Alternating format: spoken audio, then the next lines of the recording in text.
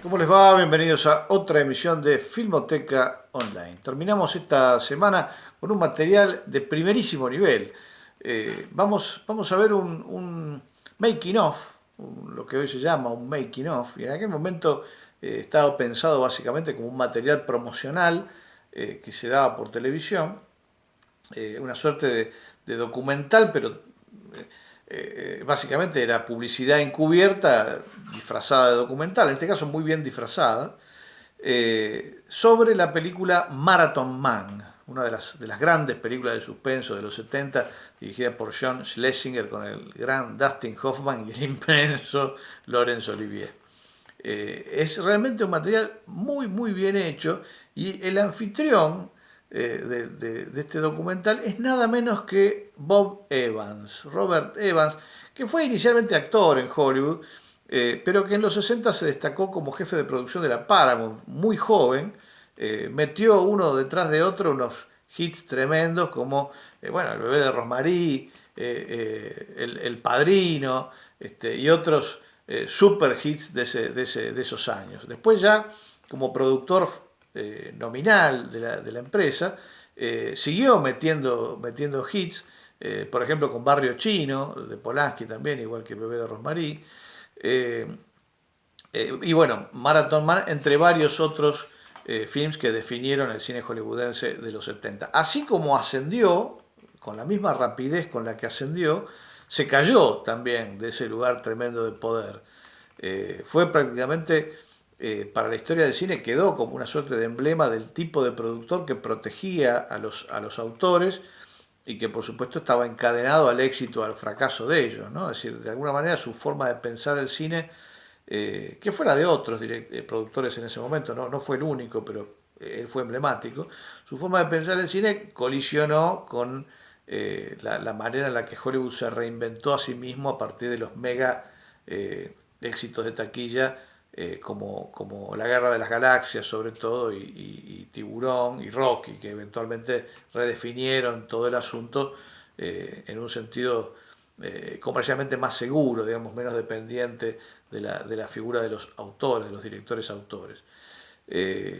Evans se precipitó al desastre, y en los 80 y los 90, aunque trató de seguir produciendo, no la invocó nunca más, y murió en el 2019, dejando una autobiografía que es muy interesante, que se llama The Kid Stays in the Picture, que bueno, es lectura imprescindible para cualquiera que quiera entender el funcionamiento de Hollywood en los 60s y 70s. Entonces, con el anfitrión de lujo Bob Evans, vamos a ver este documento sobre la filmación de Marathon Man, que es bastante más extenso de otros making of que existen sobre el mismo periodo. Nosotros hemos pasado uno hace algunos meses sobre Todos los hombres del presidente. Bueno, este es todavía más interesante que ese, que ya era desde luego bastante bueno. Que lo disfruten.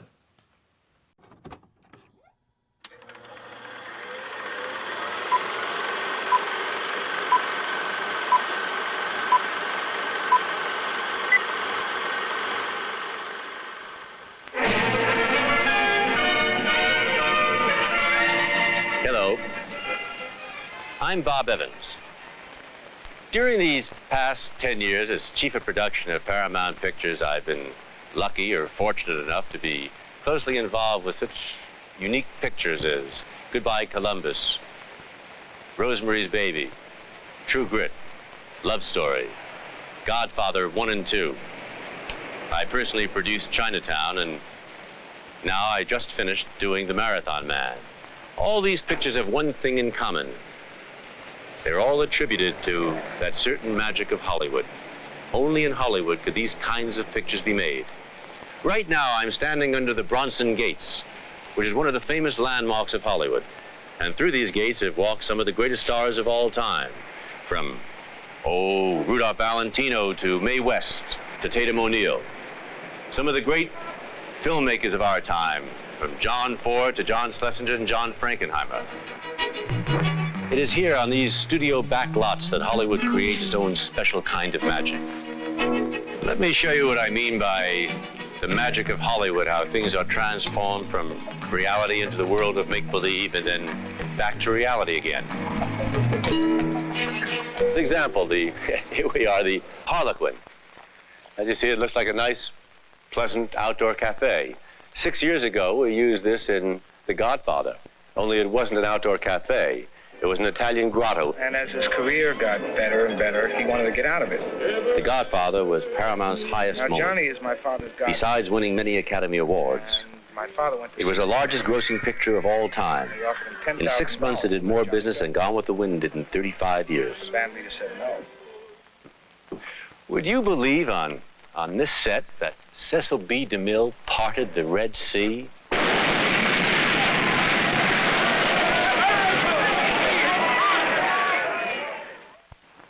If that isn't the magic of Hollywood, I don't know what is. I've just walked through the doors of the Edwin Hotel, and I look at it somewhat in awe. I think John Wayne has been shot through those doors at least a dozen times. Steady down! John Wayne has made many films on this set. Over the years, he has filmed El Dorado, True Grit, Rio Bravo, and many, many more. All right, Mississippi.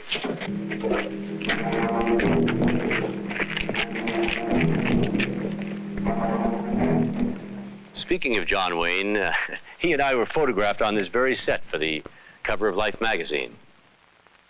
Most of my life has been spent in show business, either as an actor or as a producer. However, as a producer, I've spent my entire career right here at Paramount. I don't know, I think we've made more movie magic here in the past 10 years than I ever thought could be done. Now, that brings me to Marathon Man, and why I wanted to make Marathon Man. When Sidney Beckerman, my co-producer, presented me the book, I read it and thought it was a marvelous book, a very exciting story. That wasn't enough, however. I wanted more. I wanted to make a great action suspense story and marry it to the artistry of unique talents. When we got John Schlesinger, whom I think is amongst the great directors in the world today, Laurence Olivier, one of the most accomplished international actors ever to appear on stage and screen, dynamic, young, and incredibly versatile Dustin Hoffman, Roy Scheider, the think man superstar and action film veteran, Bill Devane from off-Broadway and on Broadway, and the beautiful European newcomer, Mort Keller. Where are we going? Where's Private? When we got this incredible international cast with all its obvious difference in acting styles, and melded their considerable talents to this unique audience material of Marathon Man, well, I think this is a prime example of the way highly styled entertainment should be. And I think the film industry is the one place where it's done so well. I would like to have them take 2 steps back. 2 steps back. And come into that, you know what I mean? Sorry, we should start further back. Well, at least that's what John Schlesinger and Sidney Beckerman and myself are trying to do. And I think we have a good shot at succeeding. What interested me about making a thriller, I love them. I'd never made one, so I wanted to try my hand at it. And I wanted to see, as well as doing something that was truly suspenseful, whether I could get my own kind of interest, which is largely concerned with character and with detail, into a film of this nature. I mean, obviously, a thriller is first and foremost perhaps concerned with plot, which was one of the problems that I found perhaps in making it something that was personal to me. It's a film that's largely about fear, and it's about pain, and the infliction of pain because of fear.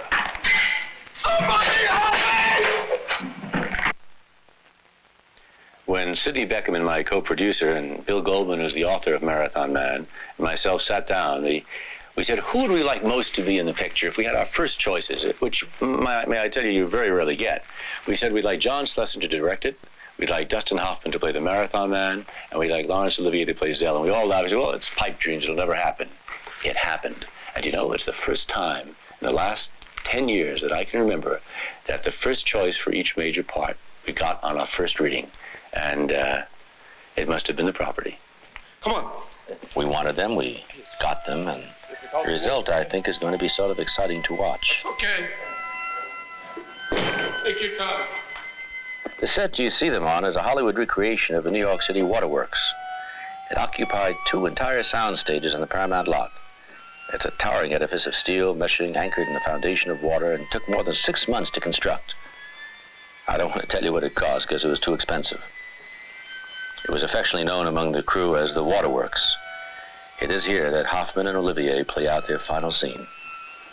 That is, of course, the ultimate theft. That's close enough. Well, and then... That's close enough. Laurence Olivier is an actor who relies completely on text, on the written word as it appears in the script. And it was fascinating to watch his formal interpretation of the role. One becomes hysterical. Might be more conversation, no? I don't think. I hear that for the putting down. Somehow I don't hear it coming off of what we're talking about. Just the words, then there's No, the sense. you understand? I've got to bring it back to that. Oh, So I force it back to that. I see. And the easier way to force it is to find an excuse for what you just accused me of, which makes you say Jesus Christ. Right. So I say, well, one was the sake of hysteria. And then I open it, thinking I'm now going to dazzle you beyond asking any questions. But you're not to be that kidded. So I say, well, aren't you going to take a closer look than that? Dustin Hoffman, however, is from an entirely different school of acting. He's more of an organic actor, and he depends upon the art of improvisation as a means to arrive at his end. I mean, what I feel emotionally is... What you just... I didn't know till now. That's it. So you said it? I shouldn't say till you said it. No. Believe it, you mean it's too many lines? Yeah. I didn't know till now. Yeah. I feel like saying I didn't know till now. Although English is not Mort Keller's native language, she learned quickly and picked up on the improvisation from Dustin. Explain to me, my brother! We had some hard times up at Pound Ridge where we're shooting a sequence where we had some rain and it's the climax of the film and it's a somewhat emotional scene. And we were improvising a lot of it and she just had difficulty. So it's the old story that you have as an actor that you try to learn from is that you have to work the reality. If you're having trouble shooting, you try to, whatever that trouble is, try to find a way of admitting that into the scene.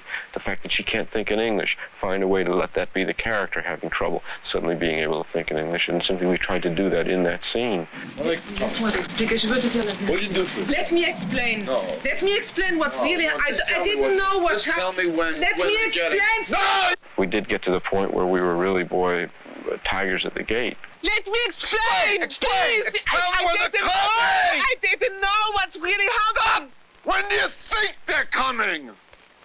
And I mean, I hate to be repetitive in that way, but we didn't speak to each other from about 1 o'clock in the afternoon on, the first day and for the next 3 days. I mean, if we ever hated each other, it was then.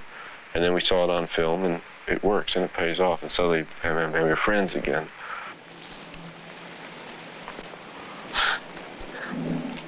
It's good.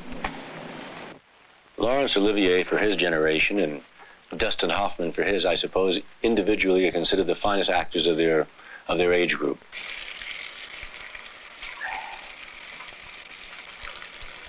Is it safe? You're talking to me? Is it safe? It's what safe? Is it safe? Lord Olivier said that he was having breakfast with his secretary and at his home in Beverly Hills just prior to coming to shoot that sequence. And he's looking out at the garden, he's seeing this gardener cutting the roses, and he's watching them. And the man is cutting these roses with such delicacy, as he related it to me, with such care, with such love, so carefully. And it suddenly occurred to him, he says, that's the way I should play that scene. He said, I, as this Nazi who knew about being a dentist, who was going to get answers out of me, should approach the scene with that tool that I use, with that kind of delicacy, with that kind of love. Relax. Come on. Open. Okay. That's a brilliant choice for an actor, because that's the correct way of working. So you do not condescend to a character. You don't think of the character as a villain. You don't think of him torturing, because he doesn't think of himself that way. No, I just think it would. Get better care of your teeth. You have quite a cavity here. To put them in a picture together, well, it does cause sparks. And when they ignite... Is it safe? They ignite. Audiences around the world became aware of Roy Scheider when he was starred in Jaws. I think Marathon Man will make him a big star. I think he's going to be the Bogart of the 70s. He's uniquely built. He has a marvelous, rugged face. When we were in Paris shooting the scene with an assassin, he went through the fight scenes without a double. Did everything himself. Hurt himself pretty badly, but wanted to do it himself. You think when you leave the bank, someone's going to rob you? Who would do such a thing? Obviously, you think I would. Well, I trust you. You never could. You only had to. We're talking of my safety. May I be candid? Yes. I couldn't give up.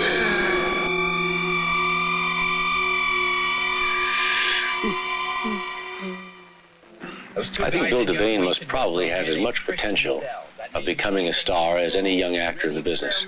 And Bill has a certain quality in his voice that you just listen to and you know who it is. Incredible head of white hair. He's probably the wealthiest and most wanted Nazi left alive. And he's hiding out somewhere in Uruguay. There's always a cry, there are no parts for women. Not true. Mart Keller, I saw, as did John Schlesinger, in a film called And Now My Love. We thought she was extraordinary.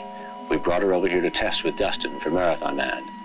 She learned to speak English phonetically for the test, but her presence on the screen, from the first moment we knew she was it. Oh, you know, when I get the script, when I read the book, it was a kind of Mata Hari. So I think it's more interesting to have really relationship between persons. And I think Dustin Hoffman is too intelligent to have only a beautiful lady. She must have something else, not only beautiful. You know what I mean? And we changed it. White other scenes, and we changed. We get another relationship. And now I like it. I like it really, Spa. Good night. That's too bad. I could make you so happy. Come on, why don't you say you'll see me? Huh? All right. I'll see you again. But it won't come to anything. You can't tell. Yes, I can. Dustin, while making the Marathon Man, lost 15 pounds. He worked out every day. He jumped rope for an hour a day. He ran 2 miles and then up to 3 miles and 4 miles a day just to get in shape for playing the part. He would never come into a scene and fake the breathing. He would run just for a take. He would run for a half a mile, so when he came into the scene, he would actually be out of breath. I said, Dustin, why do you do this? I mean, can't you just run in and do it? He says, no, Bob, you don't understand. To really be out of breath and to sound out of breath has to be real. You can't fake it. And that's how Dustin, on every nuance of this picture, played his role.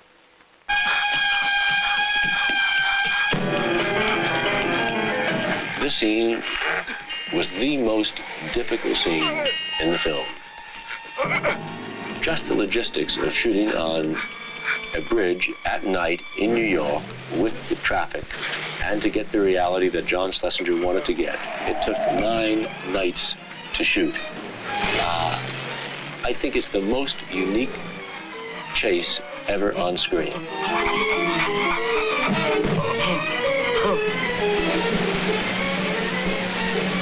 Run him down! Run him down!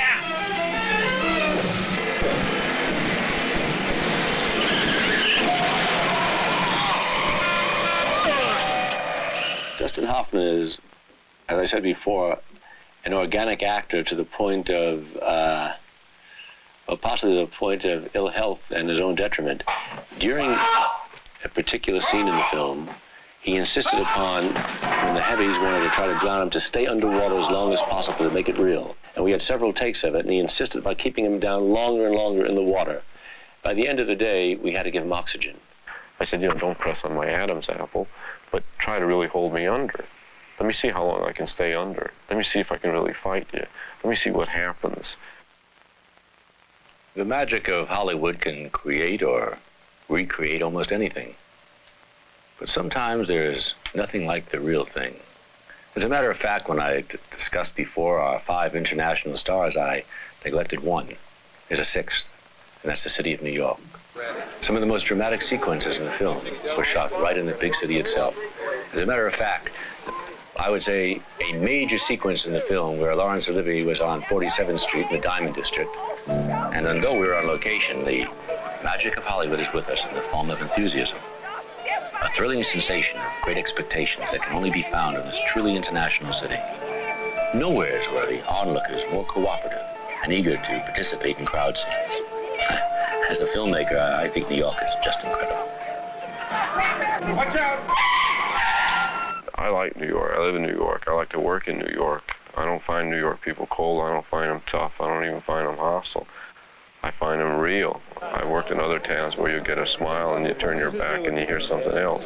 New York is a place where you get it in front. It's an aggressive behavior, but you know what you're dealing with up front. And there was some marvelous strategic choices done by the assistant directors, as I remember, though I wasn't in the sequence. I came down to watch it. I wanted to watch two cars hitting a gasoline truck blow up. I wanted to watch that shot, though I wasn't involved in it. It was down, I think, on 86th Street. Well, on this picture, Marathon Man, I'm the stunt coordinator. We have a scene which we'll be setting up that involves two cars. And to do these type of things, it's a combination of everybody has to work together very tightly. It's very important for timing. It's something you just don't go out and do in 10 or 15 minutes and say, okay, let's shoot it. But it's very important that everybody is on key and at the right spot at the right time. If something does go wrong, say we do have an accident, we're using raw gasoline, we are using live explosion, so you have the danger of fire is number one. The men will be in fire suits for protection, but the heat is so intense that you usually get a pretty good burn. We don't go in with these things saying, well, we know we're going to get burnt, we're going to do this. We always try to calculate them so you can walk away and not come out with any kind of a scratch. I was told when I was very young in this business, if you can't do the stunt the second time, don't ever try it the first time. All right, ready to go now. Ready? Very quiet, please. The staging of this dangerous and precisely timed special effects sequence is a tribute to the stuntmen and the technical crew that needs little explanation. Okay, Jerry, this is it.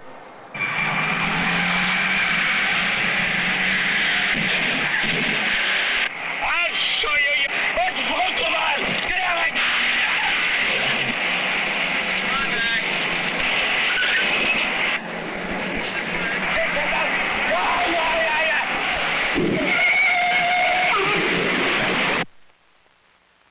The cast had been assembled and, well, most of the picture had already been shot. It was Sir Lawrence's last day, and I think we just wanted to give him a bit of a surprise.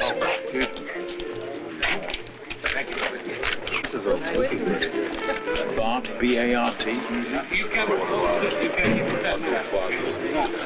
Thank you. Did you hear that? And I'd love to go to the key. Sorry I didn't call you. Thank you. Bless you. Thank you very much. If we may, please.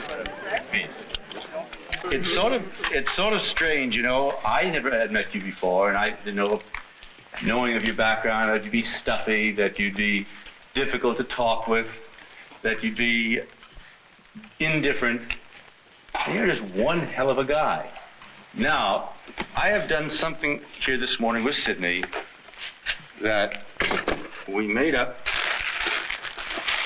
Just got it. I'm glad you shot late for a change, John, because this just came in 20 minutes ago. And wait a second.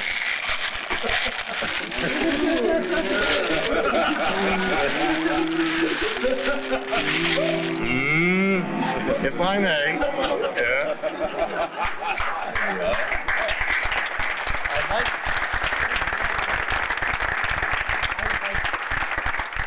If I may, I would like to read it, because I think it's unfair to you to read it, because you would read it better than me.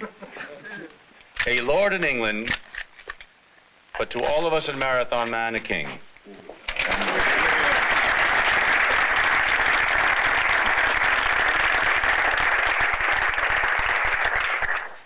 Dear Bob, Sydney,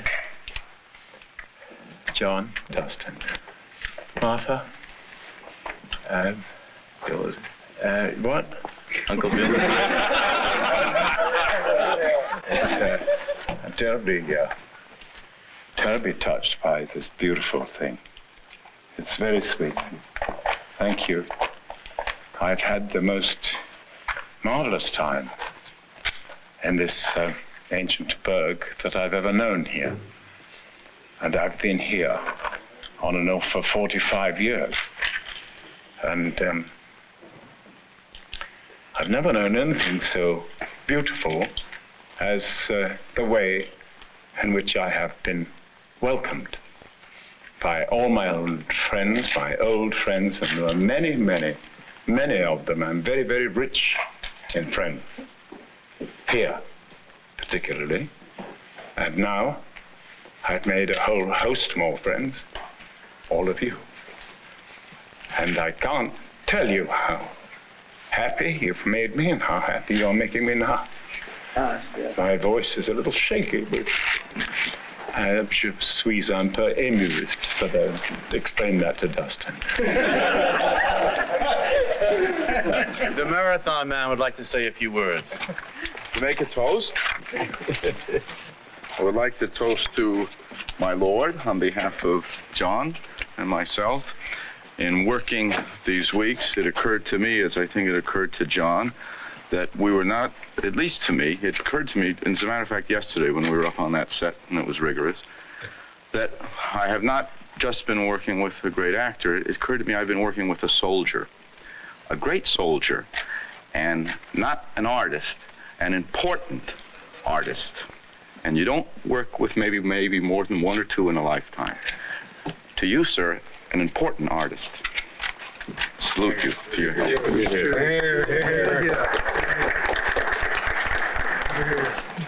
I'm terribly proud of playing with you, dear boy. And I wish you were my son. That's all I can say. As you have seen, the magic of Hollywood is really the magic of people. People working together, people caring, people just doing the best they can.